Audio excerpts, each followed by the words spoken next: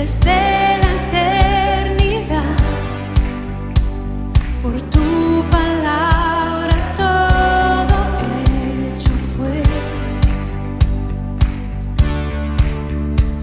Las cosas que creaste revelan tu obra, y todo tú lo hiciste para que podamos ver. Glorioso eres, Jesús, el mayor del ímpetu, poder inigualable, tu amor no tiene fin, no hay sacrificio igual, viniste a tu vida a dar, día y noche nos unimos al canto celestial, glorioso Jesús.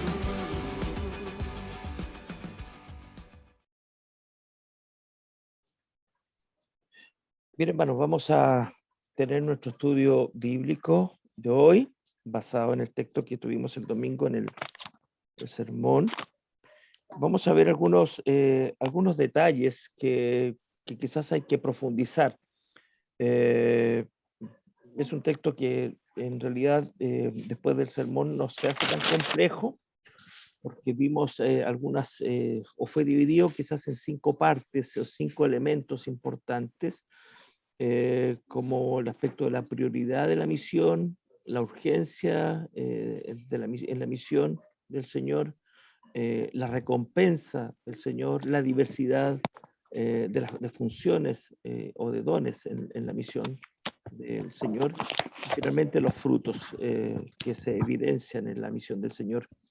Así que vamos a comenzar con este estudio, ¿ya? Así que voy a compartir pantalla para abrir nuestra serie.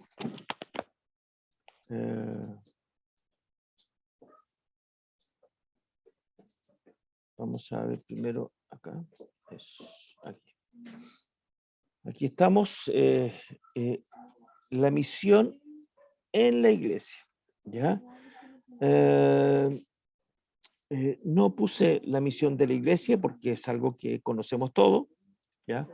Es algo que está determinado por el Señor en el mismo Evangelio de Mateo, por ejemplo, capítulo 28, sino que titulé la misión en la iglesia porque vamos a hablar de la misión propiamente tal en cuanto a sus características y los elementos que observamos en este texto del Evangelio de Juan, capítulo 4, que es la última parte del texto de este encuentro que tiene Jesús con la mujer samaritana, porque luego los últimos versículos del capítulo 4 tienen que ver con una sanidad que realiza el Señor Jesucristo, que compartirá el próximo domingo nuestro hermano Diego en la predicación y el estudio bíblico del miércoles. Así que, pero sí quiero resaltar algo ahora para que podamos entender un poco cómo se han dividido los capítulos y los subtítulos en algunas Biblias, porque no todas las Biblias vamos a encontrar las mismas secciones, y aquí, por ejemplo, quizás en la de ustedes también, termina el pasaje bíblico en el 42 y después comienza el 43 y tiene un subtítulo, dice que Jesús sana al hijo de un noble, ¿ya? Y termina luego en el versículo 54 del capítulo 4, ¿ya? Entonces dice, bueno, ¿por qué esto de la última parte del capítulo 4 no quedó en otro capítulo? ¿Por qué razón? Porque la relación que hay de acontecimiento continuo era muy importante para Juan. Ya dijimos al comienzo que Juan tiene, a diferencia de los evangelios sinópticos como Mateo, Marcos y Lucas, tiene una particularidad de ir dando quizás un relato que no tiene un aspecto cronológico necesariamente, pero sí de unir los elementos de la vida de Jesucristo en el acontecimiento, porque termina el versículo 42 y dice en el 43, cuando el texto que va a compartir nuestro hermano Diego dice, 2 días después. 2 días después, en relación a que los samaritanos le pidieron a Jesús que se quedara con ellos, y Jesús se quedó 2 días con los samaritanos. Así que esa es la explicación un poco para entender por qué esta última parte, el texto largo, desde el versículo 1 hasta el 42, el diálogo de Jesús con la mujer samaritana, con este paréntesis que hay ahí del 31 al 42, y no corta ahí el capítulo 4 y pasa a otro capítulo, como se dividió, diríamos así, los que dividieron en capítulos y versículos posteriormente, porque hay una importancia ahí en este relato bíblico acá. Bien, vimos, yo mencioné un poco la misión en la iglesia, porque la miramos desde adentro. La miramos desde adentro y vemos cómo el proceso que el Señor va realizando en la iglesia es el que a nosotros nos debe llamar la atención ahora, y a lo cual debemos dar un sentido práctico en esto. Entonces, si vemos que este diálogo con los discípulos desde el versículo 31 hasta el versículo 42, hasta el versículo, diríamos, hasta el versículo 38, en realidad, este diálogo con los discípulos, se produce después que la mujer samaritana, cuando Jesucristo le dice, yo soy el que habla contigo, en el versículo 26. Entonces, en ese instante llegan los discípulos y se maravillan de que hablaba con una mujer. Sin embargo, ninguno de ellos le preguntó qué es lo que estaba hablando con ella. Entonces la mujer dejó su cántaro ahí y se fue corriendo a la ciudad y a contarle a los hombres acerca de su experiencia, particularmente cuando Jesús le dice que le había dicho, le dice todo lo que había sido en su vida. Por lo tanto, ella manifiesta ahí, ¿no será este el Cristo? Ya Jesús le había dicho, ¿no es cierto?, que ellos estaban esperando al Mesías, ¿no es cierto? Y Jesús le dijo, yo soy el que habla contigo. Entonces, esta incertidumbre de la mujer, después de que Jesús le dice, ¿no es cierto?, de que ellos están esperando al Mesías, que sabemos que va a venir el Mesías, llamado el Cristo, y que cuando Él venga nos declarará todas las cosas, versículo 25, y Jesús le dice, yo soy el que habla contigo, yo soy el Mesías, el que habla contigo. Entonces la mujer queda con esta pausa de quizás no comprender todavía con claridad lo que era Jesucristo, y va a donde los hombres de la ciudad y le dice, ¿no será este el Cristo? Entonces, ahí comienza todo. Los hombres salieron de la ciudad y se dirigieron hacia Jesús. En ese intertante, en ese intervalo de tiempo, en lo que demoró la llegada de los samaritanos, es lo que se produce este diálogo. En el intertanto, o entre tanto, por eso es un paréntesis del encuentro de Jesús con la mujer samaritana. Luego, ¿qué es lo que vemos acá? Dice que los discípulos le rogaban, ¿ya? Diciendo, Rabí, come, ¿ya?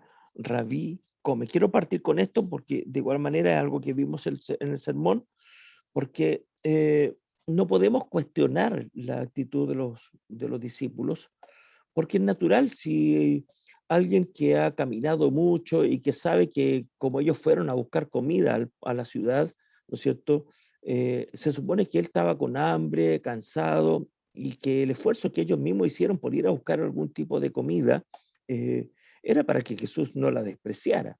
Por lo tanto, esta expresión cuando le rogaban, dice Juan, dice, es que es como le decían, por favor, come, si han pasado tanto tiempo, tanto rato sin comer. Entonces, aquí tenemos la primera pausa, que tiene que ver con la prioridad en la misión del reino. La prioridad, la misión del reino. ¿Cuáles son las prioridades de Jesús? ¿Qué era primero en la vida de Jesús? ¿Cuál era su prioridad? ¿Se acuerdan? ¿Cuál es la prioridad de Jesús en estos versículos del 4, del 31 al 34? ¿Qué era lo primero para Jesús, lo más importante para él?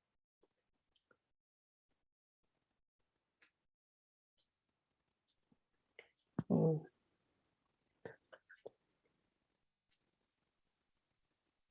Es hacer la voluntad del que lo había enviado Hacer la voluntad de Dios, eso de era lo Dios. primero.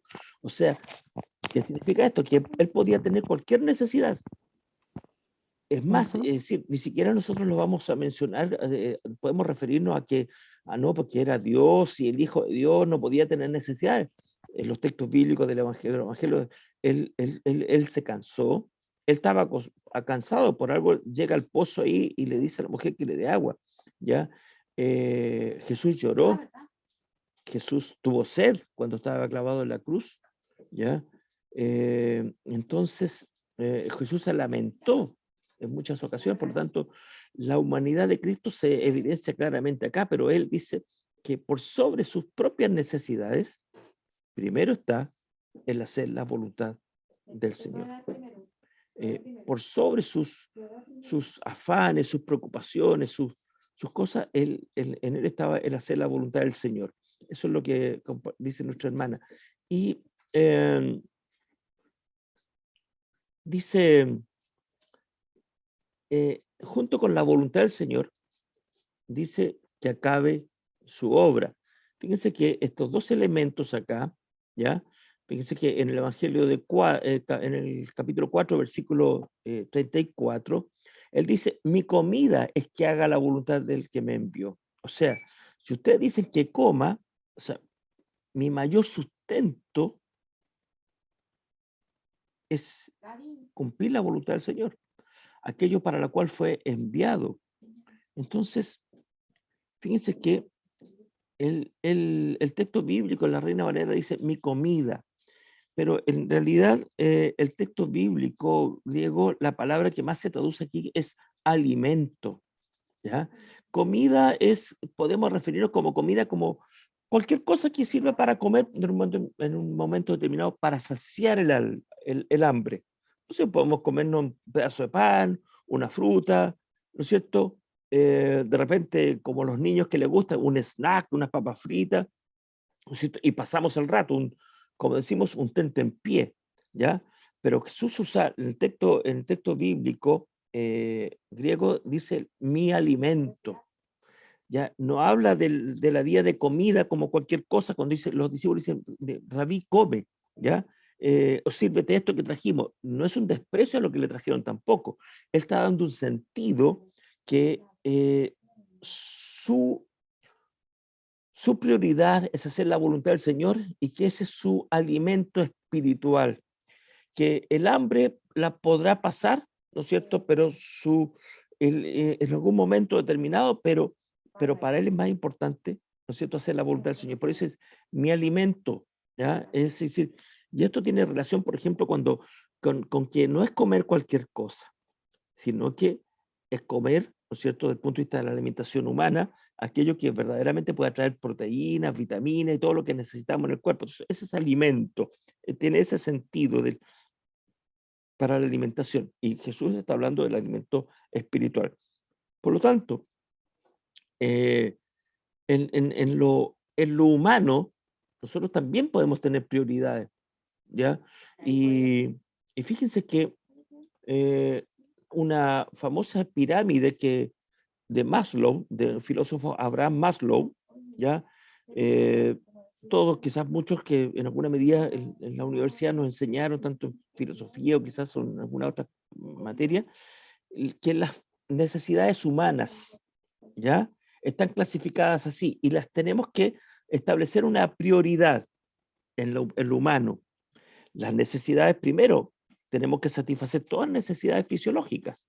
Por ejemplo, la respiración, alimentación, las necesidades que tienen que ver con nuestro cuidado terapéutico, nuestro descanso, que tienen que ver con la reproducción, ¿no es cierto? Todo lo demás. Y luego, teniendo eso es lo más importante en nuestra vida humana. es lo más importante en nuestra vida humana. Pero luego surgen, buscamos satisfacer otras necesidades, las que tienen que ver con nuestra seguridad. Seguridad física, el trabajo, la salud, la seguridad de nuestra familia, nuestro entorno, y contar con los recursos que sean necesarios para subsistir. Luego, después de estas prioridades, ¿no es cierto?, vienen las siguientes, que las que tienen que ver con afiliación, o sea, la amistad, nuestras relaciones, la familia, la intimidad sexual, los afectos, el sentido de conexión y de comunicación con los demás, con la sociedad donde nosotros estamos. Luego, con menos importancia tiene el reconocimiento, o sea, la autoestima, el respeto, la confianza, el reconocimiento por las demás personas y el éxito. Y finalmente, como lo menos importante debiera ser en la vida humana, la autorrealización, o sea, el desarrollar tu potencial, alcanzar tu mayor sueño. Y esto está bien en lo humano. O sea, cualquiera de nosotros quizás podemos decir, esto es lo que la vida del ser humano busca. Primero, tener satisfecha o satisfacidas todas sus necesidades fisiológicas. Luego, la de seguridad, de menos importancia, la de afiliación, la de reconocimiento y, por último, la autorrealización. Quizás alguien puede invertir y poner la autorrealización primero, porque una persona que es egocentrista y quiere dar vuelta un poco a esto, va a tener otro sentido en su vida. Pero esto es lo humano. Pero fíjense lo siguiente, mi comida es hacer la voluntad del que me envió. Y los voy a poner en un caso que es tremendamente relevante, o en tres casos. Quizás nosotros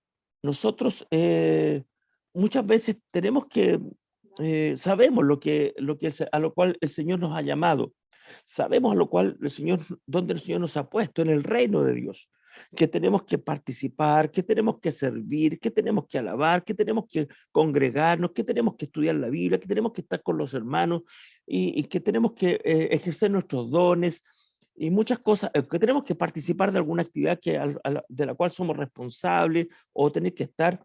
Y que esas a veces, bueno, decimos, ay, bueno, se nos presentó esta situación y es natural y está bien, no está mal. Pero de repente, ¿no es cierto?, en lo humano podemos establecer que muchas cosas de la vida, de la fe, pudieran ser postergadas en razón de satisfacer nuestras propias necesidades y establecer nuestras propias prioridades. Pero fíjense que en lo espiritual, porque en lo humano, esto queda de una manera determinada y que no está mal. Pero cuando logramos tener una relación con Dios, cuando tenemos relación con el Señor, cuando conocemos al Señor, las cosas cambian. Quizás no desaparece absolutamente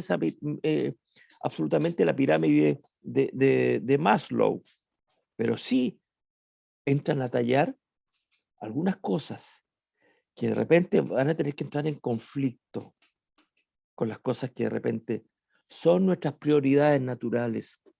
Fíjense, yo les voy a poner estos casos. Pirámide en la vida cristiana. ¿Qué pasó con los héroes de la fe según Hebreos 11? ¿Qué pasó con ellos? Y vamos a ver solamente tres casos. Abel. ¿Qué hizo Abel cuando tenía que ofrecer alguna ofrenda al Señor? ¿Qué hizo Abel? Lo natural, haber presentado alguna ofrenda. ¿Pero quién lo que hizo Abel? ¿Alguien puede responder?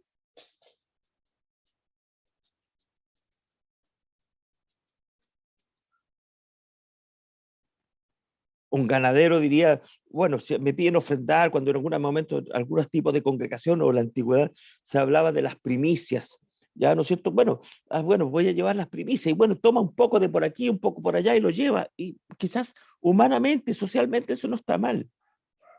Pero ¿qué es lo que hizo Abel? ¿Qué es lo que presentó al Señor?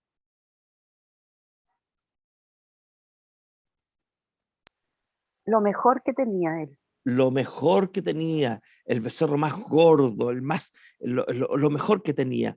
Y Abraham, ¿qué pasó con él? ¿Dónde estaban sus prioridades? ¿Qué es lo que hizo Abraham? En este tema de la pirámide en la vida cristiana que trastoca lo que es humano. ¿Qué es lo que hizo Abraham? ¿Dónde vivía él? ¿Y qué pasó con él cuando Dios lo llamó? ¿Mm?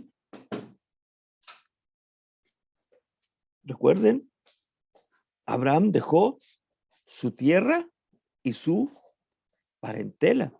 Dejó amistades, dejó relaciones, dejó el resto de su familia, porque salió solamente con su esposa, con su sobrino y con su padre Harán.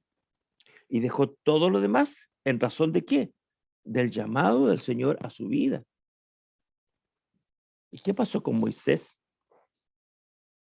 Moisés tenía comodidad en el palacio de Egipto. Moisés tenía estabilidad, tenía seguridad, tenía el alimento, nada le faltaba, pero él estuvo dispuesto a emprender esta empresa, diríamos así, de sacar y liberar a su pueblo de la esclavitud de Egipto. Por lo tanto, si bien es cierto, la pirámide de Maslow, que vimos hace un momento, es natural que humanamente nosotros busquemos todos estos elementos y como último nuestra autorrealización y el reconocimiento previamente, primero nuestras necesidades fisiológicas, la seguridad, la afiliación. Es natural eso y está bien, pero cuando el Señor toma nuestra vida y quiere nuestra vida para su servicio, quizás muchas de esas cosas de repente tendrán que cambiar, porque Dios lo hizo. Y porque estos héroes de la fe, según Hebreo 11, de estos tres que yo acabo de mencionar solamente, optaron por obedecer y por agradar al Señor, por agradar al Señor. Entonces, las prioridades se establecen en razón de qué? En razón de que de hacer la voluntad del Señor, de buscar la voluntad del Señor. Y Jesucristo, junto con hacer la voluntad del Señor, es que no quede a medio camino, sino que, como dice el texto bíblico, que acabe su obra.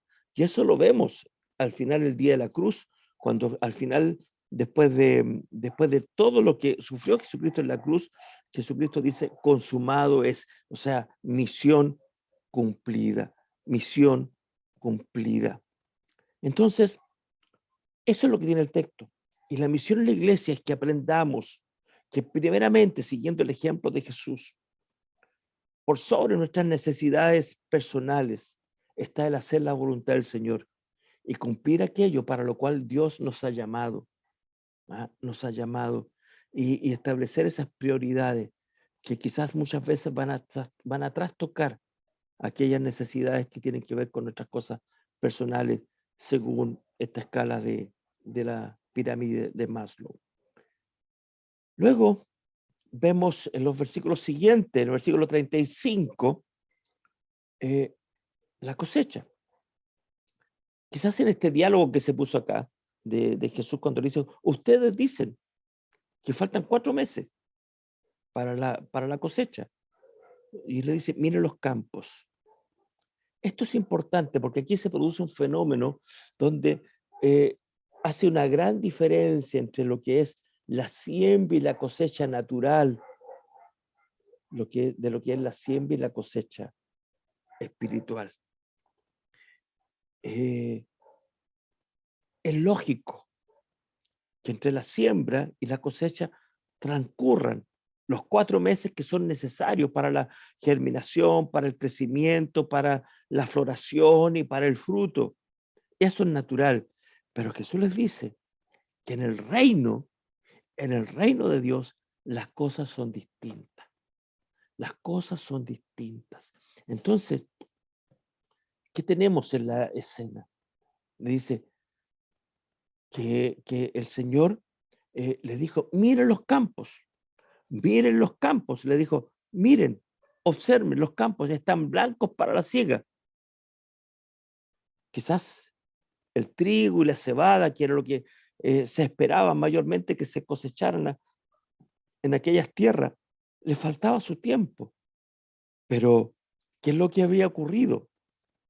Hermanos, ¿qué es lo que había ocurrido? Fíjense, alguien pueda leer el versículo 28 al 30 del Evangelio de Juan, capítulo 4, del 28 al 30. Por favor, alguien lo lee, por favor. Esos 3 versículos primeramente. ¿Quién lo lee, por favor? Juan 4, del 28 al 30. Entonces la mujer dejó su cántaro. ¿Ese es? ¿Así? Sí. Ya. Entonces la mujer dejó su cántaro y fue a la ciudad y dijo a los hombres: venid, ved a un hombre que me ha dicho todo cuanto he hecho. ¿No será este el Cristo? Entonces salieron de la ciudad y vinieron a él. Ya. Habían llegado los discípulos, eso lo vemos en el versículo 27, habían llegado los discípulos y habían observado que Jesús estaba conversando con una mujer, y en ese instante cuando llegan, ellos no le preguntan nada por qué estaba hablando con una mujer, ni nada, ni qué tema estaban hablando. La mujer toma su cántaro y se va, y le va a contar a los hombres lo que había sido su testimonio, su experiencia. Pero luego, ahí los discípulos entran en este diálogo que estábamos teniendo recién, ¿ya? En este diálogo. Y le dice, mire los campos, ya están verdes para la siega, para la cosecha. Lo más probable es que Jesucristo los hizo mirar cuando venían de camino los samaritanos que decidieron ir a ver a Jesucristo ahí al pozo de Jacob. Alguien lee, por favor, los versículos 39 y 40 del mismo capítulo 4.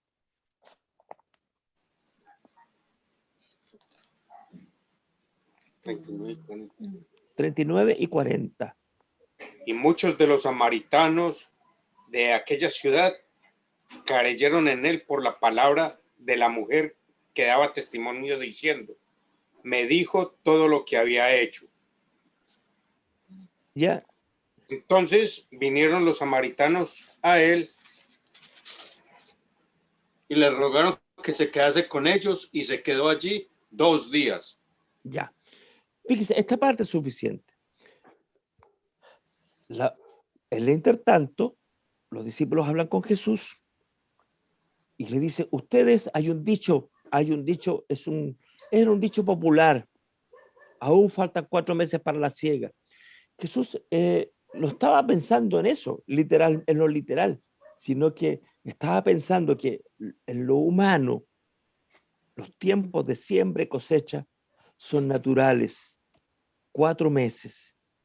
Pero lo espiritual, mire los campos, ya venían de camino, en ese intertanto, venían de camino los samaritanos, ¿no es cierto? Entonces, los tiempos de cosecha son totalmente distintos en lo espiritual a lo que en la naturaleza es. Entonces, quizás sin adelantarnos mucho, pero podemos pensar en lo relacionado con el texto. Otros sembraron antes que nosotros. Otros han sembrado. Y nosotros, producto de la siembra de algunos, se cosechó. Conocemos de repente en la vida de la iglesia, hermanos, que en algún tiempo estuvieron, escucharon la palabra, se alejaron, pero escucharon la palabra. La semilla fue sembrada en sus corazones. Y llega un momento que el Espíritu Santo produce el crecimiento. En otros quizás, como en el caso que tenemos acá, los samaritanos reciben el Evangelio por voz de la mujer, por palabra, por el testimonio de la mujer, como dice en el versículo 42, por los dichos, el testimonio de la mujer. La mujer, en razón de las palabras de Jesucristo, el diálogo que tiene con Jesucristo, pero inmediatamente hay cosecha, hay siembra y hay cosecha. Los tiempos de Dios son un misterio, porque no están sujetos a lo natural en la vida, están sujetos a los tiempos, a la voluntad del Señor y a la obra que el Espíritu Santo hace en las personas. Entonces,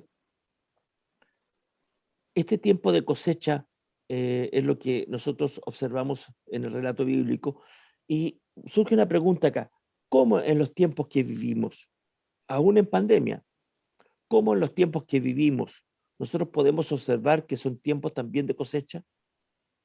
¿O simplemente nos ensimismamos en el encierro permanente de estar en la casa o en cosas más limitadas? Podemos observar que aún en tiempos de pandemia, de encierro, son tiempos de cosecha. ¿Cómo podemos observar que estos tiempos también es posible ir cosechando lo que otro sembró en un momento determinado? ¿Es posible o no es posible? ¿De qué manera? ¿Algún ejemplo, alguna situación, quizás no real, sino que pudiéramos pensar, mire, si pudiera pasar esto o pase esto otro, alguien se acerca a nosotros y nos dice, mire, yo escuché, pero estoy viendo esto en este momento. ¿Alguien quiere compartir algo sobre esto?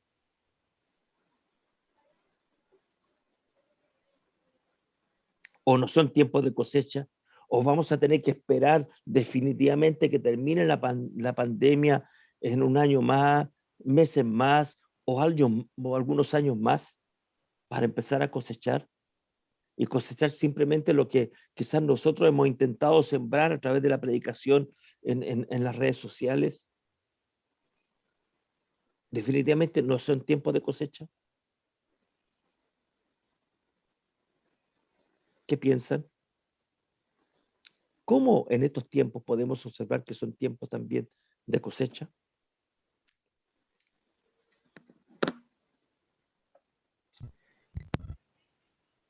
¿Alguien quiere decir algo? Hermano Jonathan.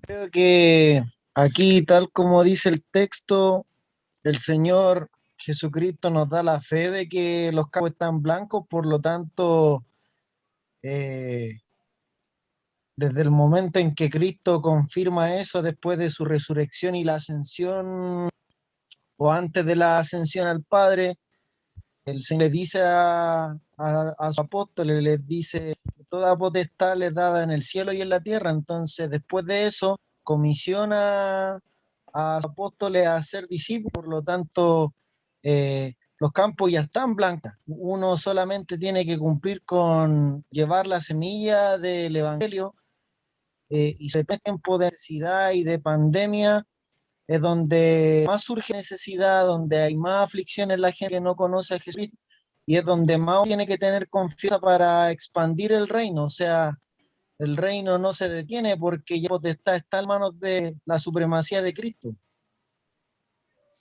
Gracias, hermano Jonathan. ¿Ya? Perfecto. Mira, ahí tenemos el ejemplo que ha dado nuestro hermano Jonathan. Es un ejemplo que tiene que ver con la siembra.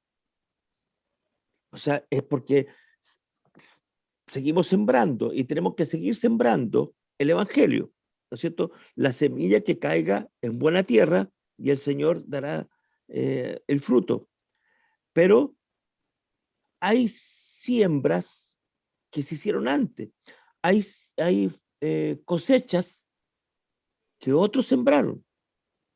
Hay campos sembrados en nuestro derredor, en la ciudad, que otros sembraron. Y nos hace mirar hacia la sociedad que los campos también están blancos. Les dijo, aquí vienen los samaritanos. Les dijo, aquí esa es la idea. Aquí vienen los samaritanos. Mira, fue sembrada la palabra por la mujer en ellos. Y vinieron a Jesús. ¿Ya? Y es tiempo de cosecha.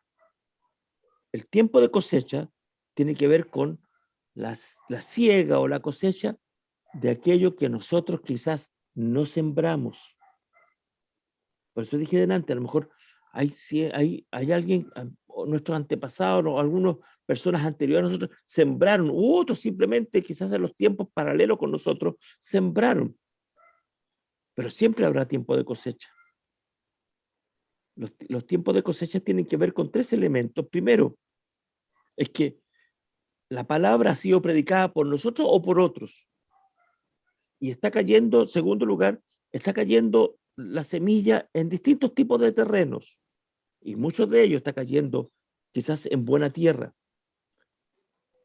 Y quizás aquellos en los cuales la semilla ha sido sembrada, ¿no es cierto?, requieren también posteriormente, en el tiempo de la cosecha, que sean plantas que sean cuidadas también y frutos percibidos para el reino, ¿ah? Para el reino de Dios.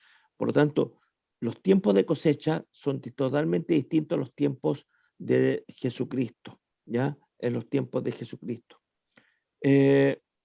La siega actual, en los tiempos actuales, aún en la pandemia, quizás en los recorridos, en los lugares donde nosotros pudiéramos estar, vamos a toparnos con alguien que recibió en un momento determinado la palabra. Alguien puede llegar en un momento determinado, producto mismo de la pandemia, llegar a buscar al Señor, porque la obra del Señor la hace y muchos dicen, yo quiero, oye, necesito saber más del Señor. Algunos nos han preguntado si tenemos algún enlace donde nosotros compartimos nuestros servicios, nuestros cultos. Y hemos compartido los servicios con otros, porque han buscado de recibir la palabra del Señor, buscar al Señor. Por eso, cuando Jesús le dice, alzad vuestros ojos y mirad los campos, porque ya están blancos para la siega, es la actitud que el creyente debe tener hacia la salvación de las almas. Es decir, la semilla sembrada en alguien no puede ser despreciada, ¿no es cierto?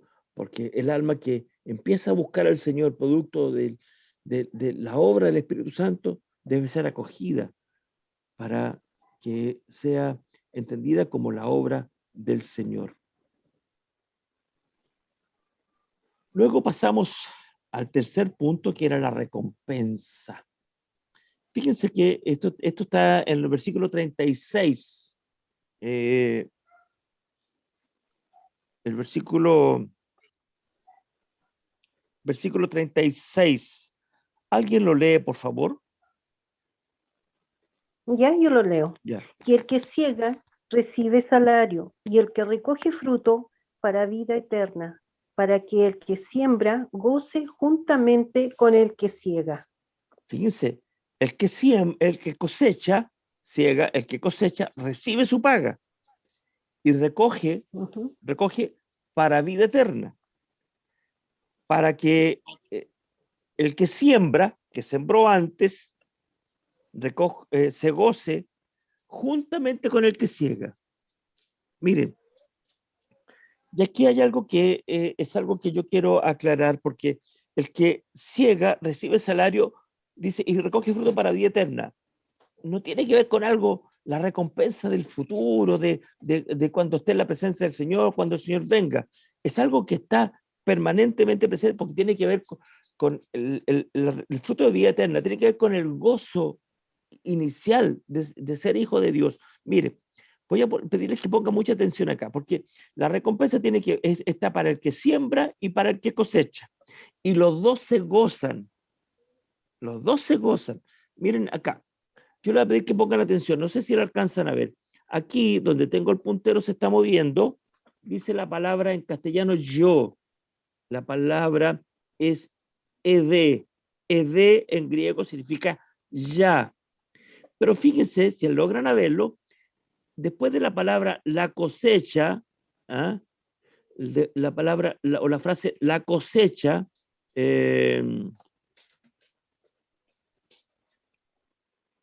aquí la palabra es terismón, la palabra terismón, que significa la cosecha, termina con un punto. Hay un punto aquí, ¿ya? Por lo tanto, la palabra ya, deben recordar, hermanos, que los textos se escribieron sin versículos ni capítulos. No tenían versículos ni capítulos cuando Juan escribió el Evangelio, ¿ya? Él no puso versículo 36, versículo 37, no, sino que era un solo documento. Por lo tanto, lo que todos los que han un poco estudiado la Biblia y el texto, desde el punto de vista gramatical, consideran que la palabra ya es parte del versículo 36 y no del 35, porque termina la expresión, porque, por lo tanto, porque sería una redundancia, ¿ya? Sería una redundancia. El texto le dice, no, acá dice, no decís vosotros todavía 4 meses hay y la cosecha viene. Mira, digo a vosotros, alzad los ojos de vosotros y ved los campos que blancos están para la cosecha. Y decir ya es como decir, si están blancos, está de más el ya. Por lo tanto, el ya es parte del versículo 36. Y esto le da un sentido al texto, de que el que cosecha y el que siembra recibe inmediatamente su salario, porque el que siembra se goza juntamente con el que cosecha. Miren, vamos a verlo en 2 versiones. En la Biblia de las Américas, que dice, no decís vosotros, todavía faltan 4 meses y después viene la siega.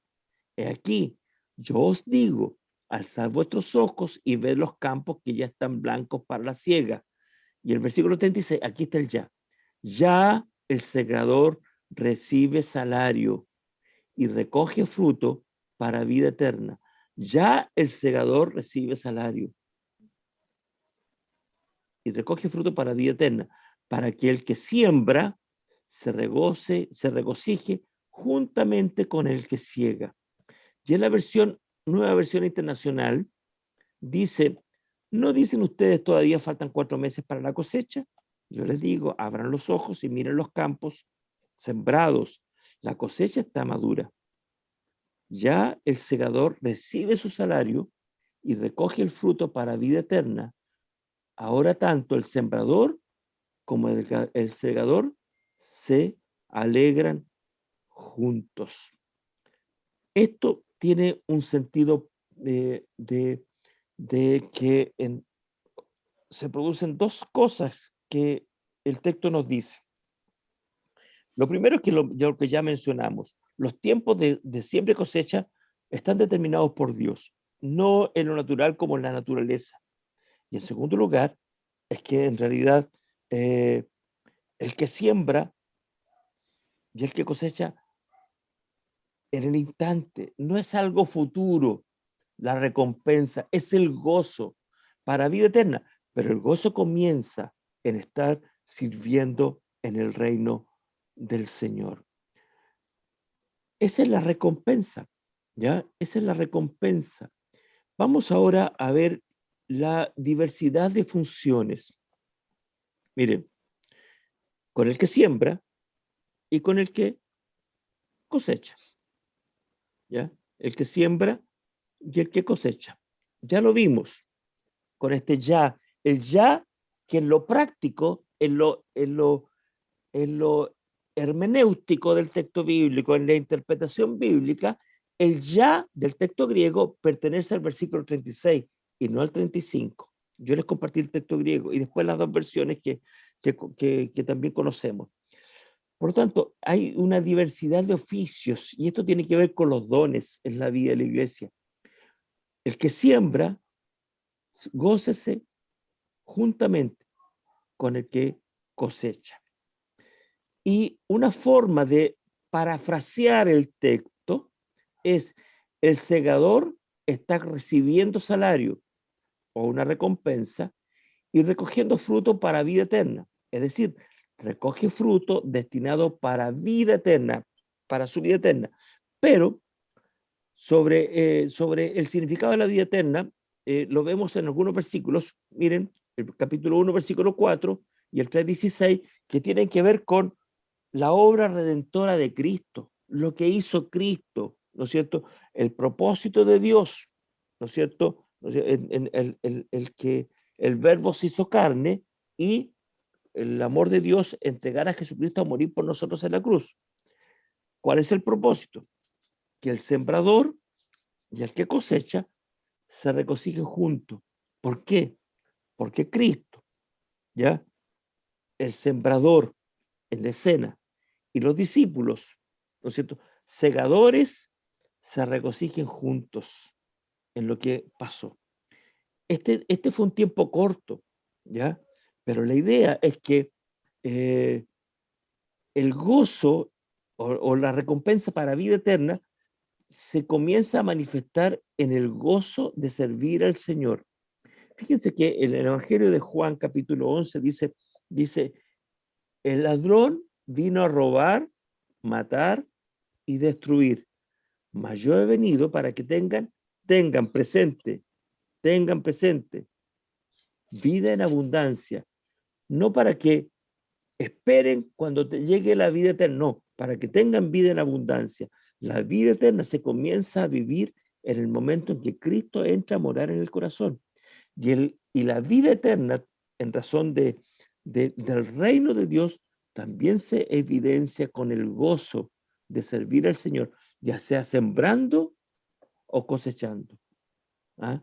Jesús les dice en un momento ahí, les dice, ustedes cosechan lo que otros sembraron, pero lo que otros trabajaron, la palabra trabajaron ahí quiere decir lo que otros arduamente sembraron, arduamente trabajaron.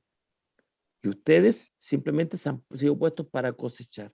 Por lo tanto, Jesucristo anima a los discípulos a entender de que tanto el fruto de la obra de la siembra y la cosecha producen gozo en la vida del creyente.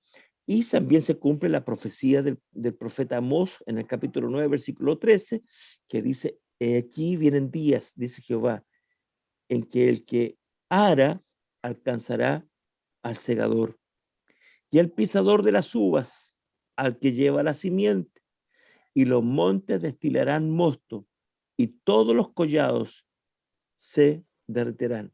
Fíjense, viene el día, o vienen días, dice Jehová, profecía para el reino, para la iglesia, en que ara alcanzará al segador, y el pisador de las uvas al que lleva la simiente. Tiempos de siembra y de cosecha pueden ir juntos en razón del gozo y de servir al Señor. Y finalmente pasamos a los frutos. ¿Cuáles fueron los frutos de esta siembra y cosecha? ¿Cuáles fueron los frutos? Que lo encontramos desde el versículo 38 hasta el 42. ¿Ya? O mejor dicho, del 39 hasta el 42. ¿Cuáles son los frutos? ¿Alguien lee los versículos 39 hasta el 42, por favor? Hermano Panchito. Amén. 39, 42.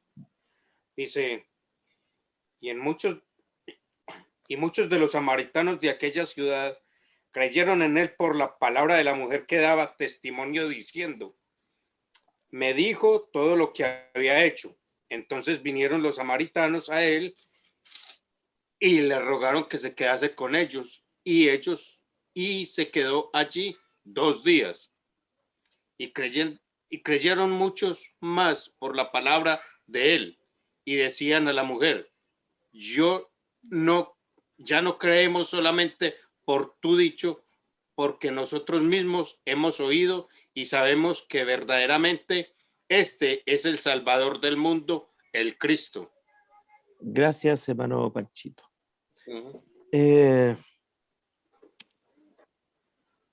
Entre lo que tenemos en el versículo 30, entonces salieron de la ciudad y vinieron a él, y muchos de los samaritanos de aquella ciudad creyeron en él por la palabra o por el testimonio de la mujer, que les dijo, me dijo todo lo que había hecho.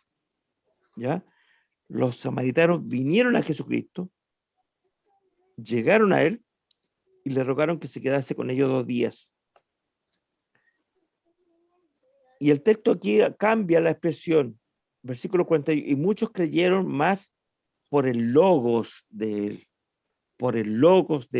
a diferencia de cuando dice, y decían a la mujer, ya no creemos solamente por tu testimonio, por tus dichos, por tus palabras, ¿ya? por tu discurso se traduce esa expresión también. ¿Ya? La lian de esa palabra, la lian de palabras, lalia, de lalia nomás simplemente. No creemos solamente por tu testimonio, por tus dichos, o por tus frases, o por tu discurso. Creemos por el logos, por la palabra de Jesucristo. Fíjense que aquí la idea de estos pasajes, esta relación del capítulo 4, versículos 28 al 30, con el cual comenzamos, y leer del 39 hasta el 42, podemos observar algo. Cuando la mujer le dice a los samaritanos, cuando va a la ciudad, les cuenta su testimonio, ¿ya? Les cuenta su testimonio. Ellos se asombran porque ellos conocían a la mujer, sabían quién era. Entonces ellos, quizás en algunos la curiosidad de saber quién pudo conocer lo que era una persona, cómo pudo, diríamos humanamente, adivinar o decir lo que era una persona. Entonces, y así fueron, pero fueron ahí y le pidieron que se quedara, porque dice muchos, no todos, muchos creyeron por la palabra de la mujer. ¿Cómo fue la actitud de los samaritanos? ¿Cómo fue la actitud de los samaritanos? ¿Cómo lo observan ustedes? ¿Qué pueden decir de la actitud que tuvieron ellos para con el testimonio de la mujer?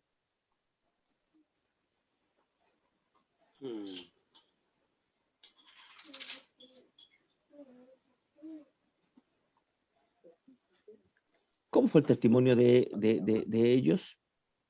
O sea, perdón, sí, el testimonio de ellos. ¿Cómo fue la actitud que ellos tuvieron? ¿Qué pueden decir? ¿Hay algún comentario para decir algo? Se maravillaron. Se maravillaron, ¿y qué más? Se ¿Ya? maravillaron de la palabra de la mujer. Y creyeron. Creyeron. Fue una actitud positiva, no de rechazo. Pero tenemos un relato más adelante en los evangelios, o sea, en el ministerio de Cristo, que es totalmente distinto.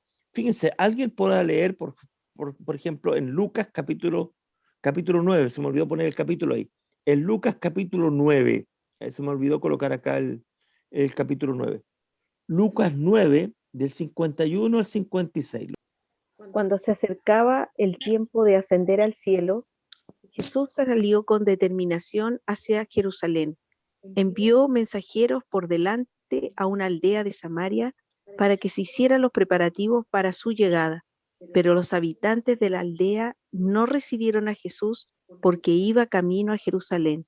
Cuando Santiago y Juan vieron eso, le dijeron a Jesús: Señor, ¿quieres que hagamos bajar fuego del cielo para que los consuma? Entonces Jesús se volvió a ellos y los reprendió. Así que siguieron de largo hacia otro pueblo. Ya. Fíjense, los primeros samaritanos que creyeron, ¿no es cierto?, en el Señor, y que tenemos en este relato aquí al comienzo de los primeros capítulos del Evangelio de Juan, quizás es el inicio de su ministerio, comparado con estos otros samaritanos, que ya es casi al final de su ministerio. ¿Cuál fue la actitud de los samaritanos, los de Lucas capítulo 9?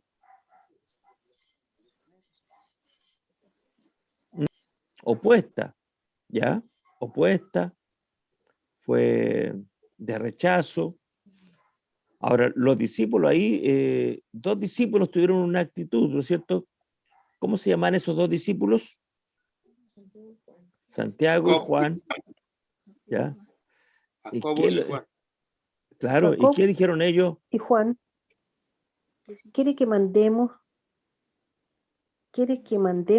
que se descienda fuego del cielo? ¿Eso es? Sí, sí. Fíjense, estos no creyeron, que estos se destruyan nomás si no quieren creer en el Señor. Rechazaron el Evangelio. Jesús le dice que no, los reprende, ¿verdad o no?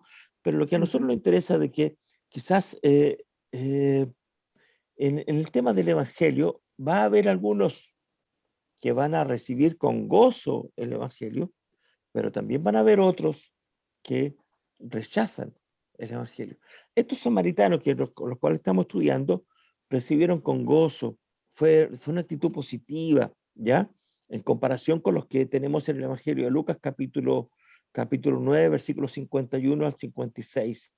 Pero también podemos decir de que quizás no necesariamente, esto es una hipótesis solamente, a lo mejor no necesariamente todos los samaritanos que llegaron ahí a Jesús pueden haberse convertido. No lo dice el texto bíblico, no hay mayor información con respecto a esto. Quizás algunos tuvieron alguna actitud como la que vemos en el Evangelio de Juan capítulo 2, versículos 23 al 25. Alguien lo lee para recordar esto, ¿ya? Juan 2, versículos 23 al 25.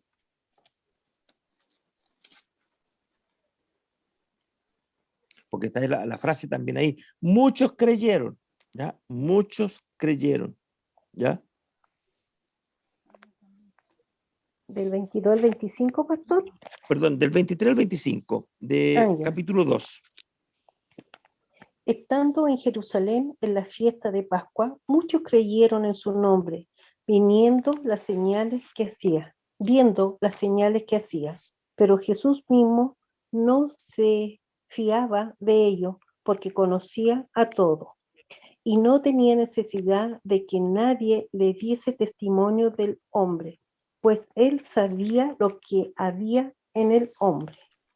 Gracias, hermana Cecilia. Fíjense que podemos ver, ¿no es cierto? Muchos creyeron en él, muchos creyeron en el Señor en el versículo, en el capítulo 2. Y acá muchos creyeron también en él por la palabra de la mujer. No sabemos si todos los que salieron de la ciudad a ver a Jesús finalmente creyeron. Sí, el texto nos dice que le rogaban que se quedase con ellos y se quedó allí 2 días. El Evangelio nos dice, nos habla de 3 elementos de procesos. El primero es la siembra, el otro es la cosecha, pero también hay un elemento que está en el intertanto, en que entre la siembra y la cosecha, quizás la evidencia del fruto no en todos es el mismo. Tal como lo dice también el Evangelio de Mateo, cuando nos habla de la parábola del sembrador, que parte de la semilla cayó entre espinos, otro en pedregales, otro en el camino. La que cayó en el camino, vinieron las aves y se la comieron. La que cayó en pedregales, como no tenía mucha profundidad, rápidamente se secó. Y la que cayó entre espinos, ¿no es cierto? Los espinos la ahogaron. Pero también dice que parte de la semilla cayó en buena tierra y dio fruto, ¿no es cierto?, a 60 y a 100 por uno. Así que la misión en la iglesia tiene todos estos elementos, ¿ya? Que tienen que ver con que el creyente tiene que establecer cuál es la prioridad en el reino, ¿no es cierto?, en razón del llamado que Dios ha hecho en nuestra vida, y donde quizás muchas veces, las prioridades, como ocurrió con Abel, como ocurrió con Moisés, con Abraham, ¿no es cierto?, trastocan las prioridades propias de nuestra vida, de nuestro entorno, de las cosas que nosotros tenemos que hacer, en razón de que el testimonio de Jesucristo, que era hacer su voluntad y cumplir el propósito para el cual el Señor lo había llamado. Y esto no puede ser postergado, hay urgencia, la cosecha está, los campos están blancos, y tanto el que siembra como el que cosecha, ¿no es cierto?, se goza en la misión, se goza en el servir al Señor, y tanto unos como otros, ¿no es cierto?, son llamados para cumplir los propósitos que Dios nos ha entregado. Y veremos ahora, más adelante, cuando sea, veremos que siempre en el reino de Dios hay frutos que son para gloria del Señor, para la gloria del Señor. Así que eso es nuestro estudio del día de hoy, mis hermanos. El Señor les bendiga grandemente. Vamos a tener un momento de oración. Y no sé si hay alguien, antes de orar, si alguien quiere hacer alguna pregunta, alguna acotación o alguna observación a lo que hemos visto del pasaje bíblico en particular, que tiene que ver con esto de la misión en la iglesia y las prioridades. ¿Alguien quiere hacer alguna consulta o alguna? ¿Mm? Porque tanto en ese tiempo, en aquel lugar, lo blanco, dice, los blancos están blancos. ¿Por qué? Porque el fruto tanto del trigo como la cebada se percibía claramente a la distancia cuando ya el grano maduro para la cosecha, tanto del trigo como la cebada, que era lo que se cosechaba en el tiempo que se aproximaba. ¿Mm? ¿Cuáles son los 5 puntos que vimos hoy día? Ah, ¿Ya? Mire, Misión de la iglesia. partimos por esto. Estos son los 5 puntos. Partimos por la prioridad en la misión del reino de Dios. La prioridad, establecer cuáles son las prioridades en nuestra vida, en el servicio, en la vida de la iglesia. Pasamos a ver, ¿no es cierto?, que nada puede ser postergado. La cosecha está, requiere urgencia de cosechar. Y aún en los tiempos que vivimos, habrá cosecha. Habrá recompensa, dice, hay salario para el que siembra y para el que cosecha. Y los dos cumplen funciones importantes y se gozarán en el reino, ¿ya? Y percibirán y verán los frutos abundantes de la misión.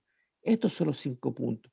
Prioridad en la misión del reino de Dios, la urgencia en la misión del reino de Dios, la recompensa de la misión en el reino de Dios, la diversidad de funciones en la misión del reino de Dios y los frutos abundantes de la misión en el reino de Dios. Eso es lo que hoy día nosotros logramos poder compartir. Que el Señor les bendiga. Vamos a orar al Señor. Amén. Padre nuestro que estás en los cielos, Señor, te agradecemos por el tiempo que tú nos has dado, Señor, de compartir tu palabra en este día, Señor. Te rogamos, Dios, que tú nos dirijas en el resto de este día. Tú nos bendigas y que tu palabra verdaderamente en cada uno de nosotros produzca el fruto para lo cual tú la has enviado. Te rogamos, oh Dios, de tu gracia, de tu misericordia y de tu bondad. En el nombre de Jesucristo oramos. Amén. Amén. Amén. amén.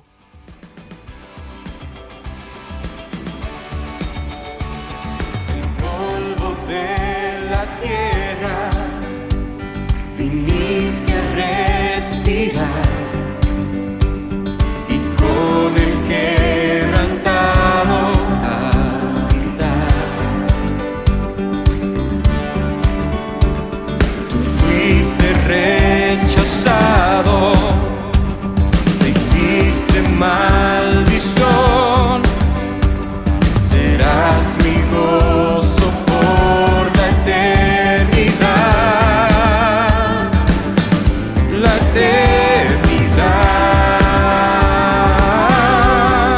Glorioso eres, Jesús, el mayor deleite, tu poder inigualable, tu amor no tiene fin, no hay sacrificio igual, viniste a tu vida a dar, día y noche nos unimos al canto celestial.